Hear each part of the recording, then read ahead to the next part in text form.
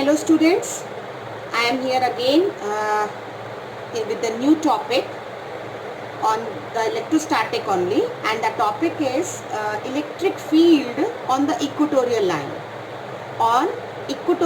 due to dipole. हमने जो last video देखा था उस लास्ट वीडियो में हमने एक्सियल लाइन पर इलेक्ट्रिक फील्ड निकाली थी. आज हम इक्वेटोरियल लाइन पे निकालेंगे and that is also due to the dipole. Correct. तो लास्ट क्लास का आपको याद होगा कि हमने दो चार्ज से एक डाइपोल बनाया था, that is -q and +q, और डाइपोल की जो लेंथ होती है वो कितनी होती है, 2l होती है. डाइपोल का हम नाम दे सकते हैं AB. Today I opt a different method to teach you only because my intention is कि the clarity and understanding of the student should be more. अगर आपको ये मेथड अच्छा लगता है then प्लीज़ आप मुझे लाइक करिए so that मैं इसी मेथड से आपकी 12th के टॉपिक कवर कर सकती हूँ.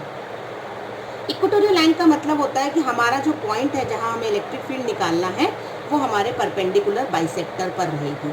सो this is our centre of dipole.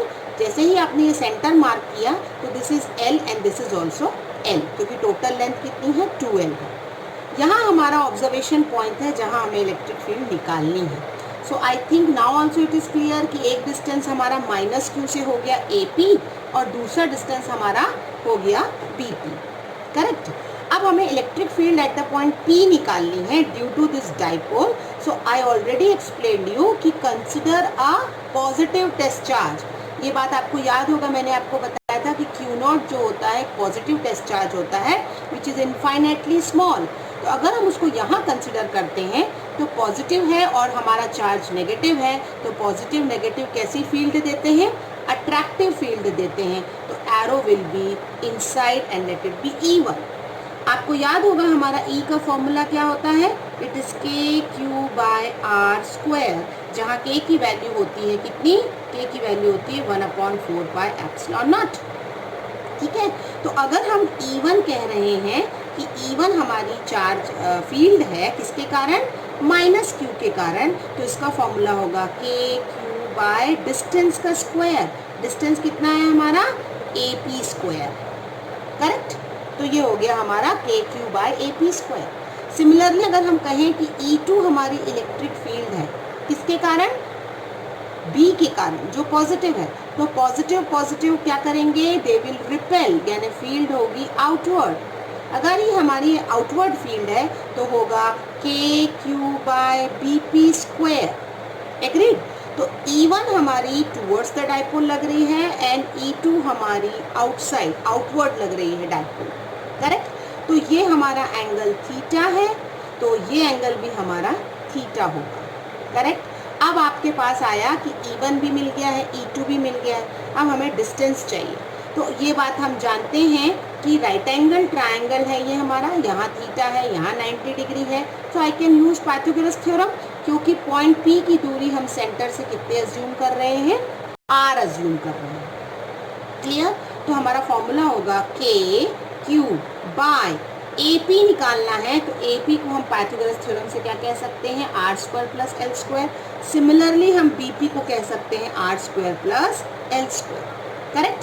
तो अगर हम AP की जगह पुटअप करें R² + L² the whole square, तो हमें E1 का फॉर्मूला मिलेगा KQ/R² + L² the whole square. Let it be equation number 1. अगर वही चीज़ हम E2 में पुटअप करें तो हमें मिलेगा KQ/BP². BP² मतलब R² + L² the whole square, and this is my equation number 2. So you can see the students that by equation 1 and 2 I can say कि mod of E1 is equal to mod of E2, यानी हमारा magnitude E1 and E2 का क्या है, same है. लेकिन ये दोनों आपस में एंगल बना रहे हैं थीटा. तो जब ये एंगल थीटा बना रहे हैं इसका मतलब ना हम दोनों वेक्टर्स को ऐड करके रिजल्टेंट निकाल सकते हैं, ना ही दोनों वेक्टर को सब्सट्रैक्ट करके निकाल सकते हैं. हमें इसे रिजॉल्व करना पड़ेगा. तो अब देखिए आप, मैं आपको फिर से वो डायग्राम बना के बता रही हूँ लेकिन रेजोल्यूशन के साथ. तो ये हमारा -q हो गया, ये हमारा +q हो गया. This is my perpendicular bisector P at a distance R. This is my O, here L, here L. I set that यहाँ की फील्ड हमारी कैसी होगी, अट्रैक्टिव E1, यहाँ की फील्ड कैसी होगी, रिपल्सिव E2। जब हम कंपोनेंट रिजॉल्व करेंगे तो हमारा कंपोनेंट जो पैरेलल होगा E1 cos theta, because this angle is theta, वो आपका अलोंग नेगेटिव एक्स एक्सिस जाएगा और एक उसका component towards the dipole E1 sin theta जाएगा। ये मैंने टूवर्ड्स इसलिए लिया क्योंकि E1 जो है हमारी अट्रैक्टिव फील्ड है। अगर यही हम E2 की बात करेंगे तो हमारा एक E2 का कंपोनेंट ऊपर की तरफ जाएगा जिसे हम E2 sin थीटा बोलेंगे। Why? Because it is outward, the field हमारी outward थी और दूसरा कंपोनेंट हमारा उसी एक्सिस में लगेगा, that is E2 sin theta, sorry E2 cos theta. तो E2 sin थीटा हमारा आउटवर्ड हो गया और E2 cos theta along E1 cos theta हो गया। हम देख सकते हैं कि ये दोनों कंपोनेंट का डायरेक्शन हमारा कैसा है, अपोजिट है, जो हम ऑलरेडी प्रूव कर चुके हैं कि इक्वल इन मैग्नीट्यूड हो और अपोजिट इन डायरेक्शन हो, so their effect will be cancel. तो जो हमारा कंपोनेंट है कि E1 sin theta and E2 sin theta, ये दोनों ही कंपोनेंट हमारे कैसे हो जाएंगे, कैंसल हो जाएंगे। यानी हमारी नेट इलेक्ट्रिक फील्ड जो होगी वो क्या होगी, वो होगी E is equal to E1 cos theta plus E2 cos theta. Again student, I hope आप जानते हैं कि E1 E2 दोनों हमारा सेम है तो हम उसे ट्वाइस कर सकते हैं। और cos थीटा निकालना आप ट्राइंगल में जानते हैं, it is nothing but base upon hypo. Okay, तो बेस हमारा कितने का है, L का है, और हाइपो कितने का है, root over L square plus R square का है। तो cos थीटा की जगह हम लिख सकते हैं बेस अपॉन हाइपो। ठीक है, तो ये हमारा cos थीटा की वैल्यू है जो L upon under root R square plus L square मैंने पुटअप करी है। E1 की वैल्यू हम फाइंड आउट कर चुके थे हमारी इक्वेशन 1 एंड 2 में, तो हमारी नेट फील्ड जो E है वो कितनी होगी, 2 into 1 upon 4 pi epsilon naught Q by R square plus L square into L by under root R square plus L square. Correct, ये आपका E का फॉर्मूला आया। आप देख सकते हैं न्यूमरेटर में 2QL, ये तीनों को हम कहते हैं डाइपोल मोमेंट P। ये हम पहले भी क्लास में देख चुके हैं, P is equal to 2QL। Correct, और डिनोमिनेटर में आप देख सकते हैं कि बेसेस आर सेम तो power can be added. So I will get E is equal to P by 4 pi epsilon naught. Base कितना है हमारा, R square plus L square का। पावर देखेंगे तो एक हाफ है और एक 1 है, तो हाफ प्लस 1 कितना होता है, 3/2। तो ये मुझे फॉर्मूला मिल गया इलेक्ट्रिक फील्ड का, that is P by 4 pi epsilon naught R square plus L square whole raise to 3/2। I hope ई ट्यूटोरियल की आपको क्लैरिटी हो।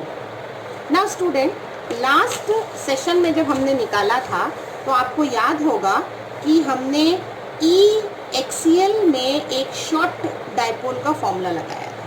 करेक्ट, तो ई एक्सियल का फॉर्मूला मैं फिर से एक बार लिख रही हूँ, it is 1 upon 4 pi epsilon naught 2PR by R square minus L square the whole square. I hope आपको ये फॉर्मूला याद होगा।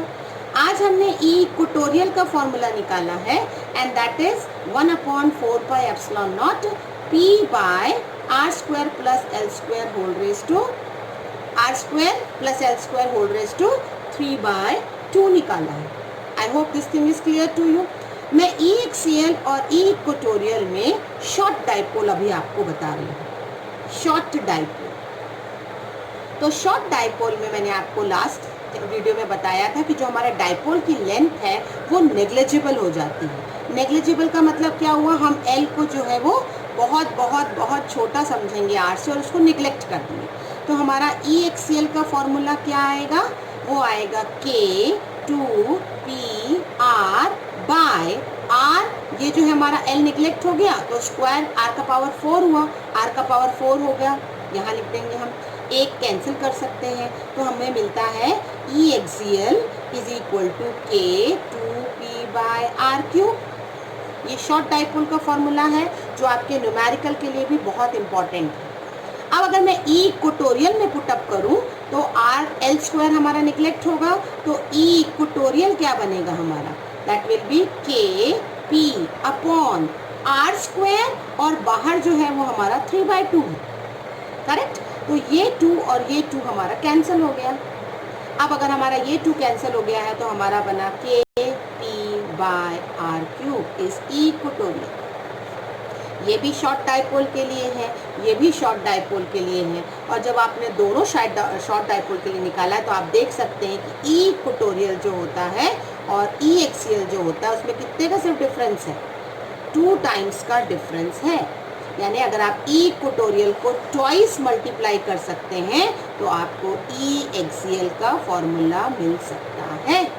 इस पर भी न्यूमेरिकल एक्सपेक्टेड होते हैं। So this is how we have done electric dipole से electric field along axial, along equatorial, and for the short dipole the relationship.